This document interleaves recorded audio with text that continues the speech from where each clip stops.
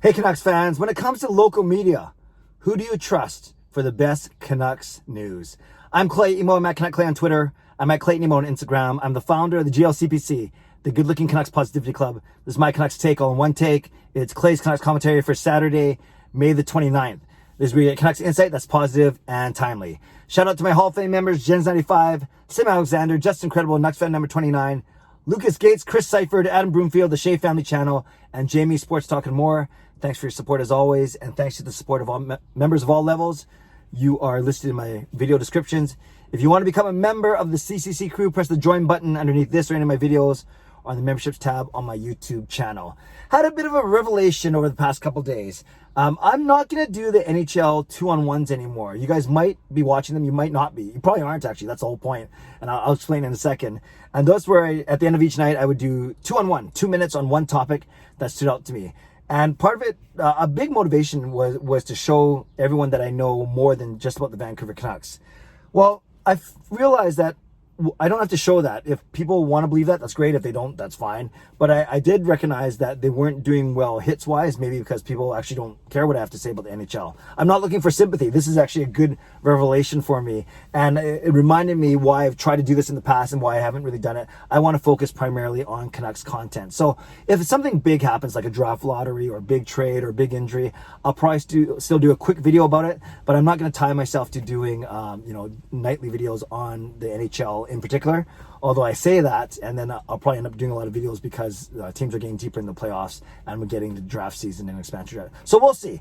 But my point is, thanks to everyone who watched those, but I want to focus more on creating Canucks content because that's where I'm more knowledgeable, and that's where I think more of my viewership comes from, as opposed to other really good channels actually on YouTube that cover more than just the Canucks, and that's all well and good. Also made this realization knowing that I'm starting my next master's course. You guys know I had the month of May off, but I'm starting next week, and it's an intensive one. It's actually 4 months crammed into 2. It's gonna be a lot of work, so I really got to try and be focused with my time. So we'll see how that goes. I say that now, but we'll see what the future holds. In a good way. So don't feel bad, not looking for sympathy. If you want to comment on it down below, that's fine. But yes, as much as I want to do these 2-on-1 videos, they weren't really moving the needle, and I want to make sure that I'm being wise with my time as well. Thanks for your feedback to my video yesterday on Jim Benning's appearance with Donnie and Dolly. You know, obviously the biggest talking point was Jim Benning saying, we don't have to feel sorry for him, but it's all the relentless fan pressure, all the negativity. It's harder on his family, his wife, and his daughters. And he got some empathy, some sympathy, and a lot of non-empathy, non-sympathy, saying, "Well, you make millions of dollars. You knew the signing up kind of thing. Make our team better." And I get that to a certain extent. But if you saw my video yesterday, it was more of I do empathize, I do sympathize with him as a father and as a husband as well, and just someone who's generally positive. The second biggest talking point that came out of yesterday's Jim Benning availability on Donnie and Dolly, and then my reaction to it, was this whole notion that Nate Schmidt had to also deny trade rumors. Just a few days after, JT Miller had to deny trade rumors. So there was a lot of pushback against the local media saying, well, maybe it's national media, who is exactly starting these rumors?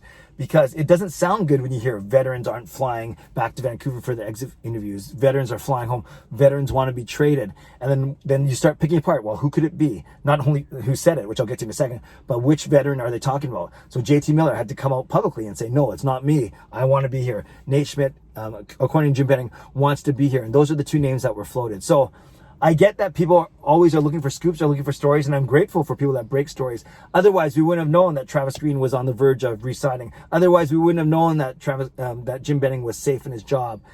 Demko, contract, Pearson contract, all those Pedersen's injury.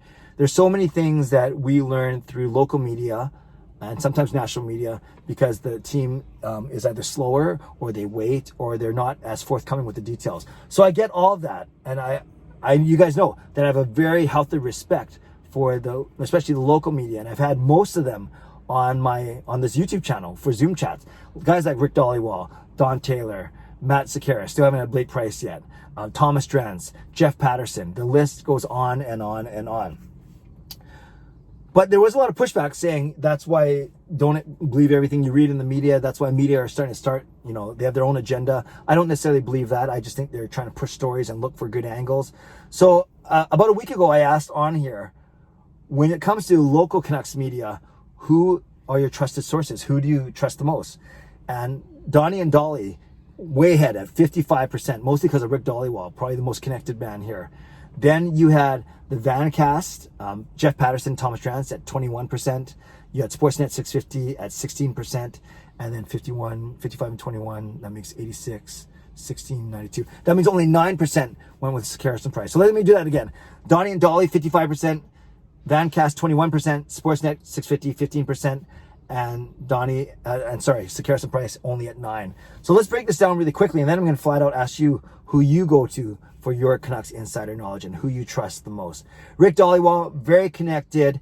TSN 1040, Sportsnet 650 before that, knows a lot of agents, knows a lot of players, knows a lot of, obviously some sources within the Canucks itself. So I think most people, when Rick Dhaliwal speaks, people listen, and that's a great credit to him.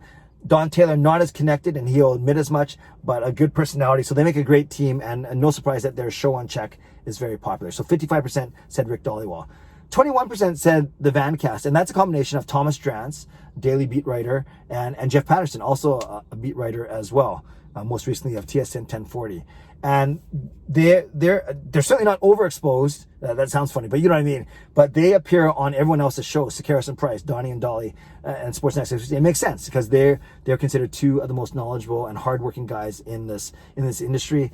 Some would say Thomas Drance is a little too negative. I think he tries to be realistic. I think Jeff Patterson is a very hardworking guy, as Drance is, a lot of fun. So I have full respect to those two guys as well. 21% of my Twitter poll. Then yet Sportsnet 650 at only 15% or 15 or 16, whatever I said. I thought they'd be a bit higher considering you have Halford and Bruff, you have Sat Shaw on there, and others, of course, Scott Rintoul, and then all these guys that appear like Drance and J-Pat Harmon-Dial as well. But it came in third place, and maybe people still aren't sold on Sportsnet 650, or they simply don't look at it as a newsbreaker. And then finally, Sekeres and Price bring up the rear. And this was mostly a lot of people say that Matt Sekeres, for everything he gets right, he gets one thing wrong as well. Sekeres certainly has sources. I like him a lot, and he's been very good to me. He's actually the only media member who's appeared twice on my Zoom channel. But a lot of people think that he'll say stuff to start stuff, and that include the Besser rumors way back last summer and even more recent things. So Sekeres is well connected as well, and the thing I admire about him, he's not afraid to say what he feels or what he believes to be true. I don't think any of these guys are saying stuff they don't believe to be true. They just sometimes don't bat 100 or 1,000 or whatever analogy you want to use. So I was slightly surprised that Sekeres and Price ranked so low in my Twitter poll. So those are some of the options here. Other guys I didn't mention: Rob Fay, who I admire a lot; Sat Shaw, part of Sportsnet 650. Patrick Johnson, Rising Action, does Kevin Woodley, Fire Anthology. So there's so many local media, and that's not even to mention the national guys like Darren Dreger, Chris Johnson, Frank Saravelli, Elliot Friedman, of course. So I would love to know in the comments who you trust for your insider knowledge, your Canucks news. If you say Clay Emo or Clay's Canucks commentary or Canucks After Dark, thank you. You don't have to flatter me. I certainly am not a newsbreaker, but I pride myself on being able to react to it. Yes, I want to react to it quickly, but more importantly, I want to react to news thoughtfully and intentionally and give you a fair, balanced, yet positive outlook. And wrapping back to the very first thing I talked about in this video, I want to do that, and I'm more poised and more positioned to do that for the Vancouver Canucks specifically, as opposed to all 31, soon to be 32 NHL teams. And you guys know, I don't have the biggest channel out there, but I do want to be known as the best and most trusted Vancouver Canucks specific YouTube channel that's out there, and that's my goal. And I appreciate you helping me trying to reach that goal. Okay, Canucks fans, leave a comment below. Tell me who you trust when it comes to media, whether it's local or national. And if you want to drop some podcasts in there, some really good podcasts doing some good work as well, you're most welcome to do so. I'll do my best to read, react, and reply as always. Subscribe if you like to. Like this video if you like to. Enjoy the day. Become a member if you like to, and enjoy Montreal and Toronto Game 6 later today. Should be a fun sight from Montreal with fans in the building. Have a great day. God bless. And stay safe, stay healthy. Take care of yourselves and take care of each other. Have a great day. God bless. And go Canucks go.